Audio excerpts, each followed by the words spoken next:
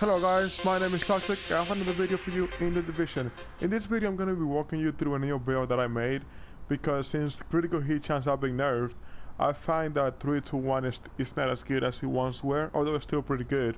But this new build that I have for you, it focuses on damage over time, because as we all know, since critical hit chance have been nerfed, that's a direct impact to our DPS. Therefore, PvP encounters are gonna last a longer amount of time, and it is nice to not have to reload your weapons in this 5 to 10 minutes fight, because that could mean that you're gonna die if you're reloading a lot, and you're not putting shots into your enemy as fast as he's putting shot into you.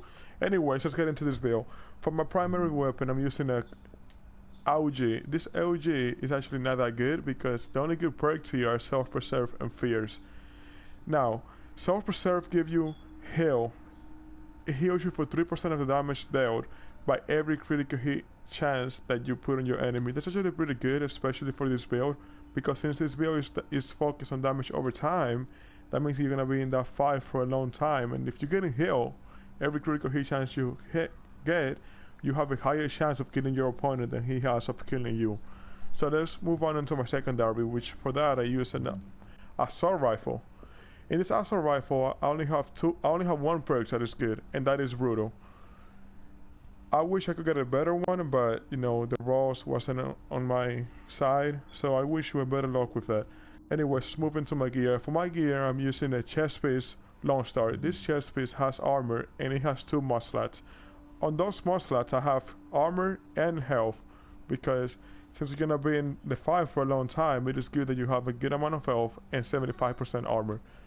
Let's move on to my mask, in which I have a long star mask with 2 mod slots. And my knee pads, I have a long star knee pads with critical hit damage and armor.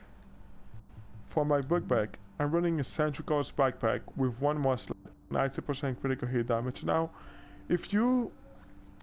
I would do it, but unfortunately I cannot roll this on this backpack already. But I recommend that you change critical hit damage or whatever you have there for some skill power, because it gives quite a lot. It gives 5,000 to 6,000 skill power. And since you're gonna be in long fights, for 5 to 10 minutes, it is good to have good heal, so it can keep you alive for those fights. Let's move on into my gloves. My gloves, I have assault rifle damage, SMG damage, which is pretty good because I'm using an SMG and an assault rifle, so that's actually helping me with my DPS. And I have 36% critical hit damage, which if you are running low on critical hit chance, I recommend that you use critical hit chance instead of critical hit damage. Or you can use critical hit chance, critical hit damage, and SMG damage, or critical hit chance, critical hit damage, or an assault rifle damage. It's totally up to you. This will work either way. It's up to you. It's your preference. It's however you like it. And last piece is going to the holster, in which I'm running a Lone Star holster with all 3 stats and 1 mod slots. Now, I recommend if you don't have 75% armor mitigation, I recommend that you switch the armor with the knee pads, so that you can have armor on your holster and then you have the mod slot on your knee pad. The reason for that is because you can get more armor on your holster than you can get on your knee pad. Like if I were to have armor on this thing right now, my armor would be like around 1,000 or 900, and here it's actually quite high because the base armor on the knee pads. But if this was a 240 holster with armor, this armor could be a lot higher than it could be on the knee pad. So I recommend that change if you don't have 75% armor mitigation already. So let's get into more details with my stats. Let's show you my critical hit chance, which is 41.50%, and it's actually good because my pulse will get it to cap, which is 60%, and my critical hit damage is 134% with 157 critical hit damage.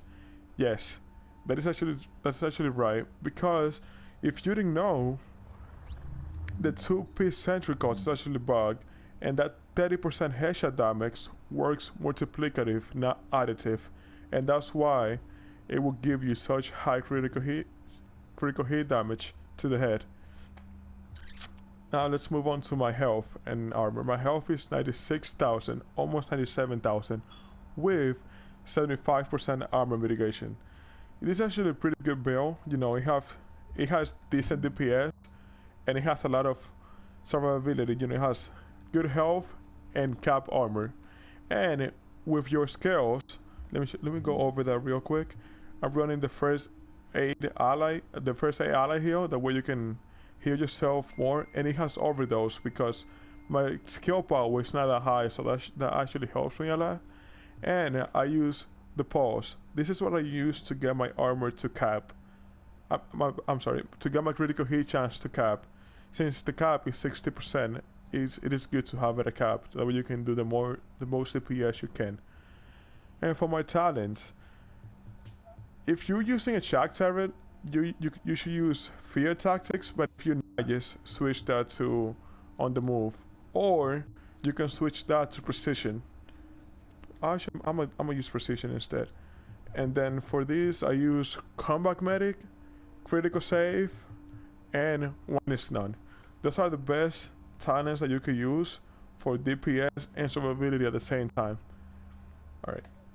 Well, that was it for this video, guys. I hope you guys enjoyed it. If you guys have any suggestions of what kind of builds you want me to make for you next, just leave it down in the comment section. And if you like this video, give it a big thumbs up and subscribe. I'll see you guys back in the next video.